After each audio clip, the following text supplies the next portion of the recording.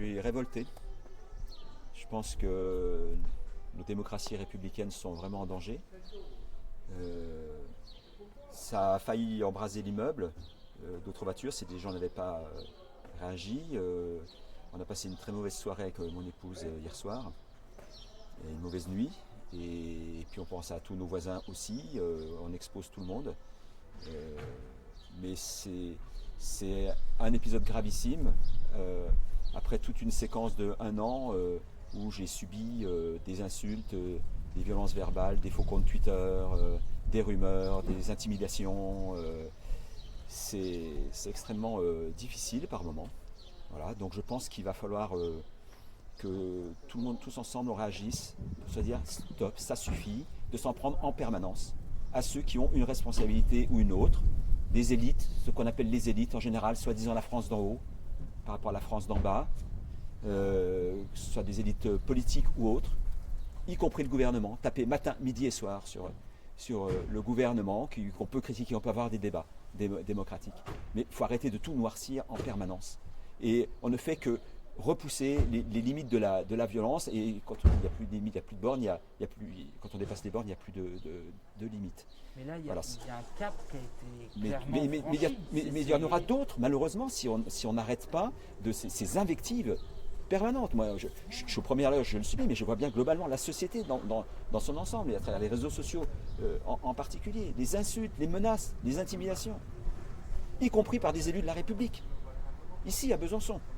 Voilà, c'est totalement insupportable, c'est inadmissible.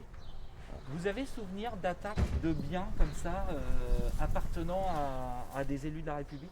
Mais vous savez, lors d'une manifestation grande rue devant ma permanence de campagne, un soir, des torches ont été déposées et les vitrines étaient toutes noires. Je ne dis pas qu'il y a eu un incendie, mais on aurait pu, ne serait-ce que ce jour-là, avoir un incendie. Alors il y a eu effectivement il y a quelques mois un certain nombre de mes collègues députés qui ont fait l'objet d'attaques, d'intimidations, voire pénétration dans des permanences, de tentatives d'incendie aussi. Alors c'est pas les mêmes publics. Là on est visiblement sur un groupe anarchiste. L'enquête judiciaire est en cours. Le procureur a saisi la police judiciaire pour faire une enquête. Donc on n'est pas dans le même cadre que ce qu'ont subi mes collègues. C'était plutôt c'est pas trop des manifestants d'une manière générale, quelle que soit leur appartenance à des associations, des syndicats, des partis politiques. Voilà, donc je pense que notre société est vraiment malade et il va falloir trouver un peu plus de bienveillance et de compréhension de comment c'est difficile dans notre société. On a plein de crises à résoudre. Oui, c'est vrai qu'il y a beaucoup de gens qui souffrent, c'est vrai. Et la plupart des gens qui sont au pouvoir sont sincères, essaient de trouver des solutions. Ils n'ont pas toujours tous les moyens pour le faire et ça vient de loin. Et c'est pas qu'en France, c'est partout dans le monde.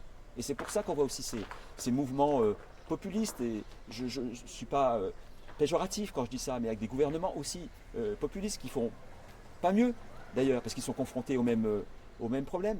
Donc retroussons-nous les manches pour ensemble essayer de régler les problèmes et d'apporter des solutions à chacun, mais pas par ce moyen-là. Pas par la violence, pas par le procès d'intention permanent, par la critique permanente. Voilà, trouvons ensemble des solutions. On a senti votre épouse qu'on avait gros sur le cœur. Est-ce que ça peut remettre votre engagement politique en cause? Ça fait longtemps que je fais de la politique. Vous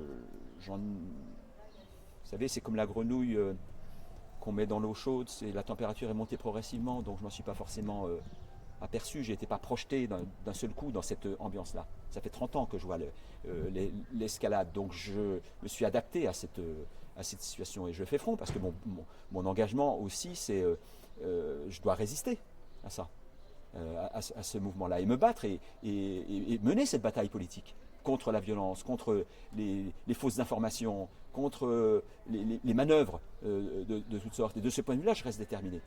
Mais c'est vrai que si ça doit mettre en cause pas seulement ma sécurité, mais mon bien-être familial et autres, la question pourrait se poser. On ne peut jamais l'exclure. Ce n'est pas mon état d'esprit aujourd'hui. Mais oui, on a passé une très mauvaise soirée, une mauvaise nuit. Là. C'est de plus en plus difficile d'être élu. Oui, vous savez, alors chacun vit une situation différente, ça dépend. C'est souvent plus confortable pour les gens qui sont dans l'opposition.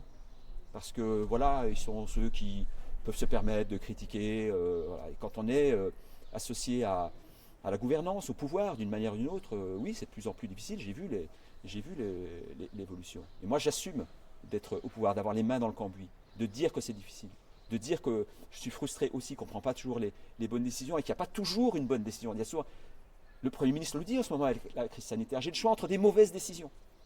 Voilà, il y a des fois des moments comme ça où c'est extrêmement difficile de prendre les bonnes décisions, de trouver la bonne solution, de trouver le chemin. Tout est complexe. Vous voyez bien, crise sociale, crise économique, crise écologique, crise morale, crise démocratique, tout ça en même temps, quoi. Je reviens à votre état d'esprit, votre situation personnelle.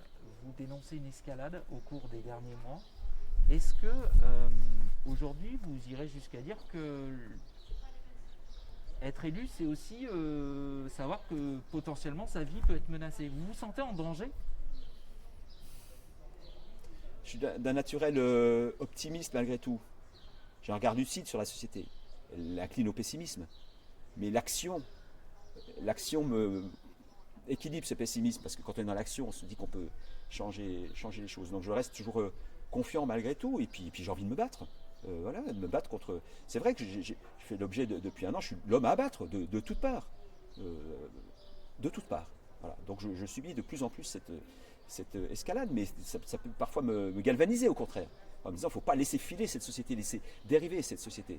Et avec l'âge que j'ai, l'expérience que j'ai, je me sens aussi cette responsabilité-là, de ne pas baisser les bras et de tenir face à cette dégradation de la relation sociale et cette facilité à l'invective et à la violence. Donc j'ai ça aussi qui me tient. Je me dis, tu ne peux pas abandonner, voilà, tu ne peux pas laisser tomber, quoi. Il faut que les gens qui tiennent debout, qui ont l'expérience et aussi soient là pour faire face à cette dérive.